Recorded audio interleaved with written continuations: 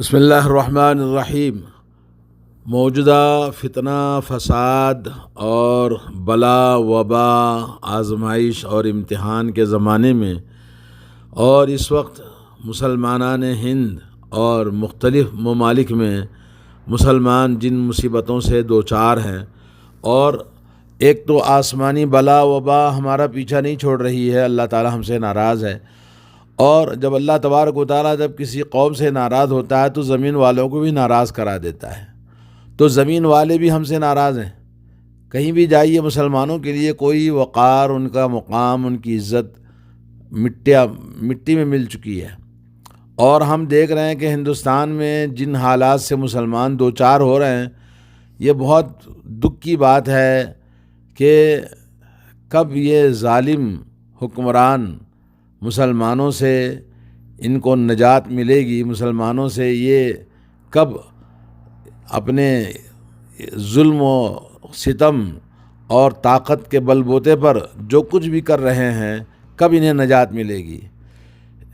ان کو نجات ملے گی جب مسلمان اپنے دین پر ثابت قدم ہوگا، حق اور ہدایت اس کی زندگی کا مقصد ہوگا، اور زندگی کی فکر مسلمان جب تک نہیں کرے گا کہ وہ کس لیے مسلمان ہے اور مسلمان کس لیے اللہ نے ہمیں بنایا ہے۔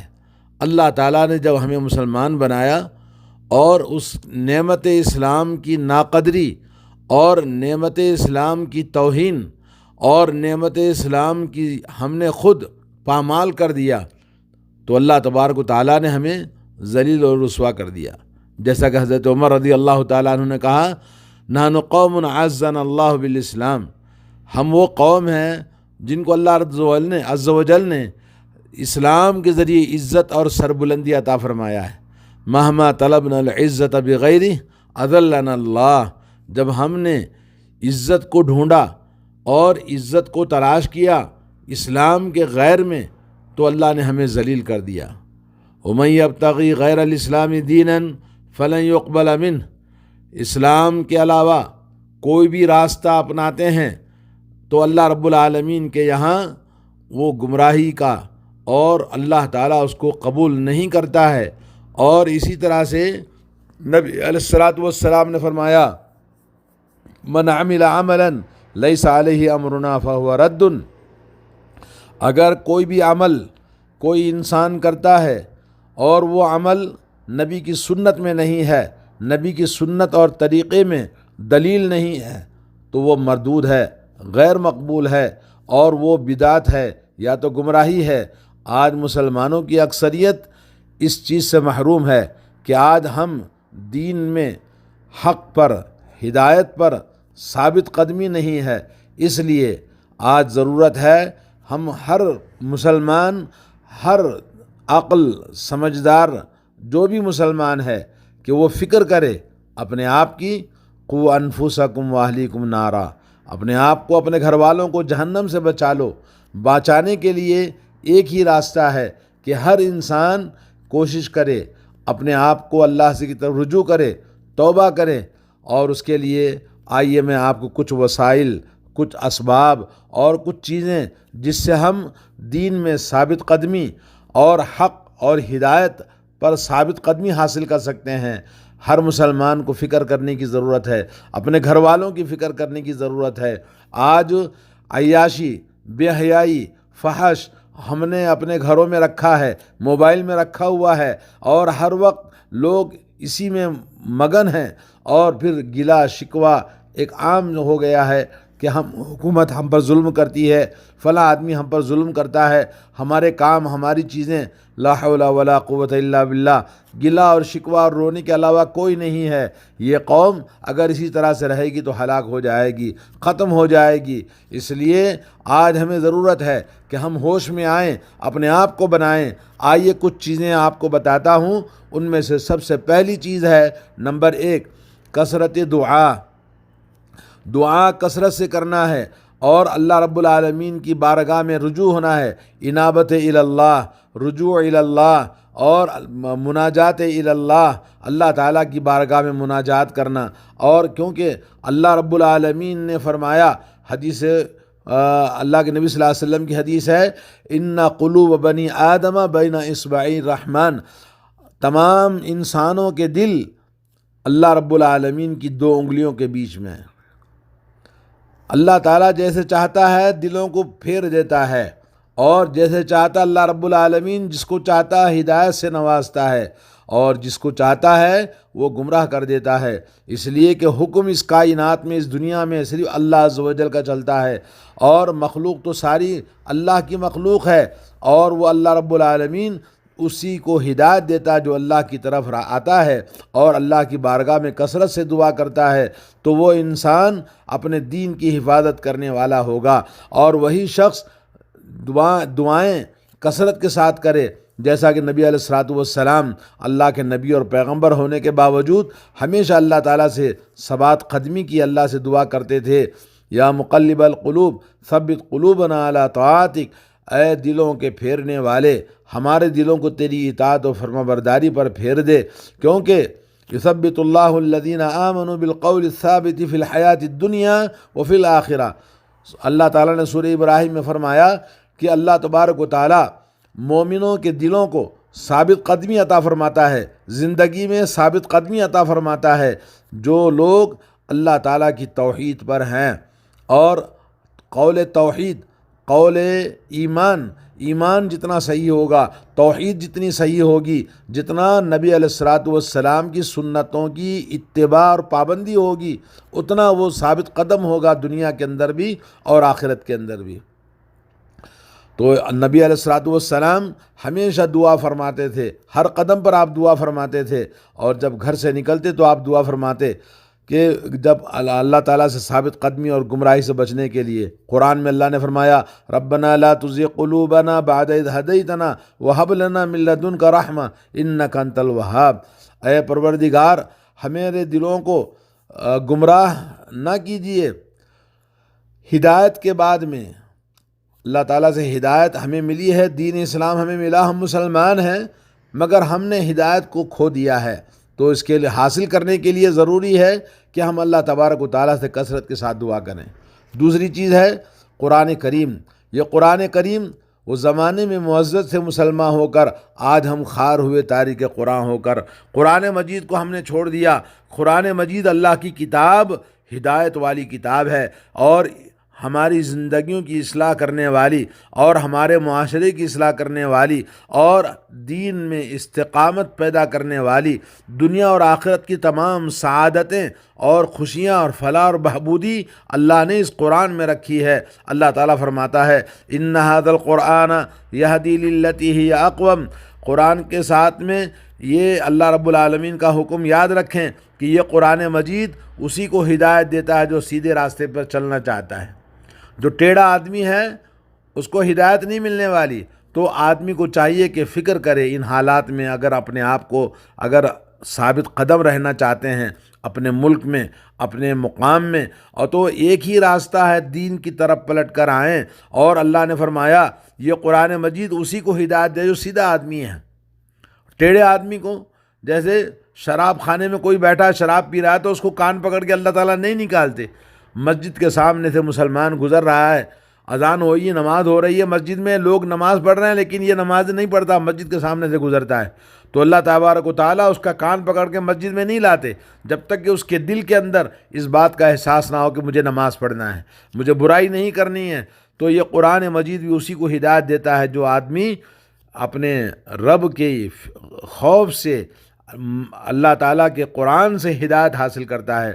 قرآن کے ساتھ ایسا ہونا چاہیے جیسا کہ رسول اللہ صلی اللہ علیہ وسلم نے فرمایا وقال الرسول یا ربی ان قوم اتخذوا هذا القرآن مہجورا، رسول کہتے ہیں اے رب میری قوم نے اس قرآن کو چھوڑ دیا ہے۔ آج مسلمانوں نے قرآن کو چھوڑ دیا ہے، پڑھنا نہیں جانتے، پڑھتا بھی ہے تو سمجھتا کوئی نہیں ہے، اس کے اندر تدبر نہیں کرتا ہے۔ یہ کتاب انزلناہ مبارکا لیدبروا آیاتہ ولتذکر اولو الالباب، اللہ نے فرمایا یہ قرآن مجید جو مبارک کتاب ہے جس کو نازل فرمایا ہے تاکہ اس کی آیتوں پر غور و فکر کرے، تدبر کرے اور عقل مند لوگ اس سے نصیحت حاصل کریں۔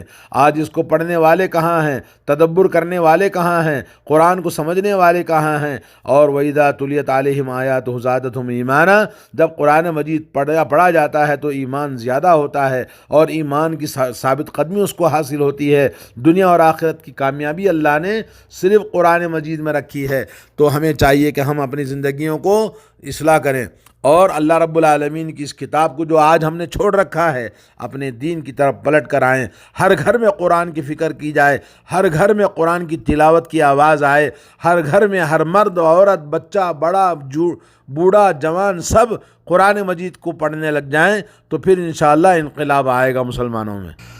نمبر 3 ہے کہ آدمی اپنی زندگی میں برائیوں کو دور کر دے اور برے ساتھیوں کو چھوڑ دے اور اپنی زندگی میں اچھے ساتھیوں کو اختیار کرنے کی کوشش کرے، نیک لوگوں کی صحبت میں رہنا شروع کر دے، کیونکہ رسول اللہ صلی اللہ علیہ وسلم نے فرمایا المرء علی دین خلیلہ، آدمی اپنے جگری دوست کے دین پر ہوتا ہے۔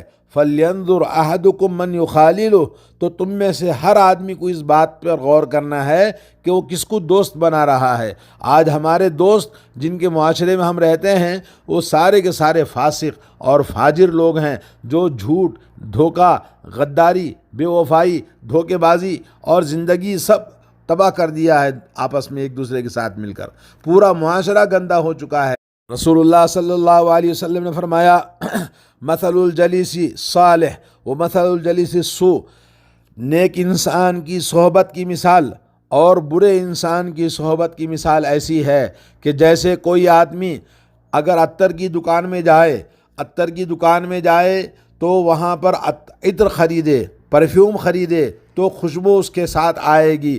اگر وہ خوشبو نہ بھی خریدے، صرف وہاں جانے سے اس کی مہک اور اس کی خوشبو اس کے کانوں میں، اس کے جسم میں معطر کر دیتی ہے، صرف وہاں پہنچنے سے ہی۔ تو اچھے انسان، صالح انسان، نیک انسان کی صحبت آج نوجوانوں کو بڑی شدید ضرورت ہے کہ ہم برے ساتھیوں کو چھوڑیں جو واٹس ایپ، ٹویٹر اور مختلف انسٹاگرام مختلف چیزوں سے ایک دوسرے کو برائیاں بھیجتے ہیں، ننگی تصویریں، بے حیائی اور نشر و اشاعت میں سب گناہ کے کام کرتے ہیں۔ اور آج ہم ان ساتھیوں کو جب تک نہیں چھوڑیں گے، ان برائیوں کو نہیں چھوڑیں گے تو ہماری اصلاح نہیں ہو سکتی ہے۔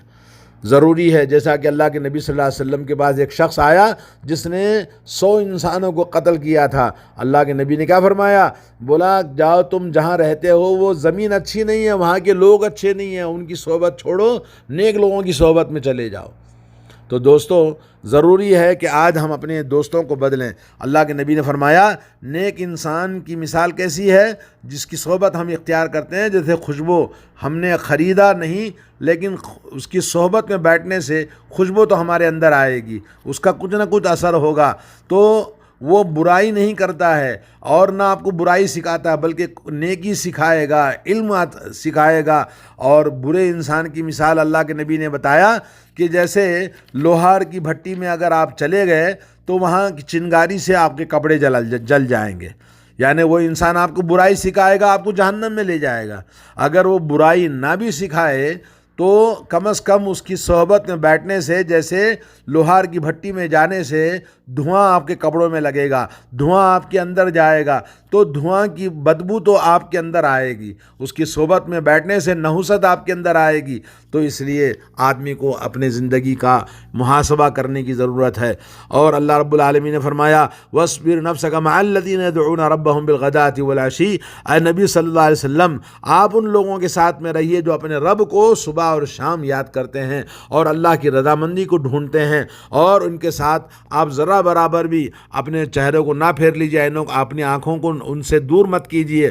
تو ولا تطع من اغفلنا قلبه عن ذکرنا، اور اس آدمی کے ساتھ مت رہیے، اس کی بات مت مانیے جس کا دل غفلت میں پڑا ہوا ہے. آج مسلمان غفلت میں پڑا ہوا ہے. تو اس لیے بہت سخت ضرورت ہے کہ آدمی اپنے آپ کو بچائے اور برے دوستوں کو چھوڑ دے، ورنہ شرمندگی اور بربادی آج مسلمانوں کی جو کچھ ہو رہی ہے ہمیں پتہ ہے. تو آج ہمیں اصلاح کرنے کی ضرورت ہے. تو دین میں ثابت قدمی کے لیے ضروری ہے کہ ہم اچھے لوگوں کو اختیار کریں، برے لوگوں کو چھوڑ دیں. اور اس کے بعد نمبر 4 یہ ہے کہ ہم اپنے آپ کو کوشش کریں، محنت کریں کہ دین کے جو ذمہ داریاں ہیں ہمارے اوپر ان کو پورا کریں، اور دین کے واجبات ہیں، شریعت کے احکام ہیں، اور جو چیزیں اللہ تبارک و تعالیٰ نے ہمارے اوپر فرض قرار دیا اس کو پورا کرنا ہے، اور ان کے اندر کوتاہی نہیں کرنی ہے. اور نماز خاص طور پر والذین جاہدوا فینا لنہدینہم سبلنا وان اللہ لمع المحسنین، جو لوگ ہمارے دین میں محنت اور کوشش کرتے ہیں تو ہم ان کے لیے راستے کھول دیتے ہیں، اور اللہ تعالیٰ نیک لوگوں کے ساتھ میں ہیں. تو نیک لوگوں کے ساتھ جو محنت آدمی کرتا ہے تو ان میں سب سے بڑی چیز ہے نماز ہے. نماز، کیونکہ یہ نماز کیا ہے؟ یہ انسان کو مدد کرتی ہے. نماز انسان کی مدد کرتی ہے. یا ایھا الذین آمنوا استعینوا بالصبر والصلاۃ، اللہ نے کہا اے ایمان والو نماز سے اور صبر سے زندگی میں مدد حاصل کرو. اور نماز کیا کرتی ہے؟ انسان کو برائیوں سے روکتی ہے. اللہ نے فرمایا ان الصلاۃ تنہی عن الفحشاء والمنکر، یہ نماز انسان کو برائیوں سے، بے حیائی سے اور گندی چیزوں سے انسان کو بچاتی ہے. اور اللہ رب العالمین نے نماز کو حکم دیا الذین هم فی صلاتهم خاشعون، ایسی نماز جو عام نماز ہے، جیسے کہ لوگ پڑھتے ہیں جاتے وہ مرغے کی ٹھونگ کی طرح مارتے ہیں، کوا ٹھونگ مارنے کی طرح مارتے ہیں، اور نماز میں چوری کرتے ہیں. اللہ کے نبی نے فرمایا کہ سب سے بڑا چور نماز کا چور ہے. تو اس طرح سے ایسی نماز نہیں، بلکہ خشوع اور خضوع والی نماز ہو. اور نمبر 5 ہے، آخری چیز ہے کہ آدمی علم دین حاصل کرنے اور علم کو حاصل کرنے کی کوشش کرے. رسول اللہ نے فرمایا صلی اللہ علیہ وسلم من یرید اللہ بہ خیرا یفقہہ فی الدین، جب اللہ تعالیٰ کسی کے ساتھ بھلائی کرنا چاہتا ہے تو اس کو دین کی سمجھ عطا فرماتا ہے. تو اللہ تعالیٰ کی بھلائی ہمارے لیے دین کا علم حاصل کرنے میں ہے. اور اللہ کے نبی نے فرمایا جو انسان دین کا علم حاصل کرنے کی فکر کرتا ہے اور اس میں چلتا ہے تو اس کا چلنا، اس کا مقام، اس کا راستہ جنت والا راستہ ہے. اور انسان جو علم دین حاصل کرتا ہے تو یہ اس کی زندگی میں نور عطا کرتا ہے. اور یہ علم دین، علم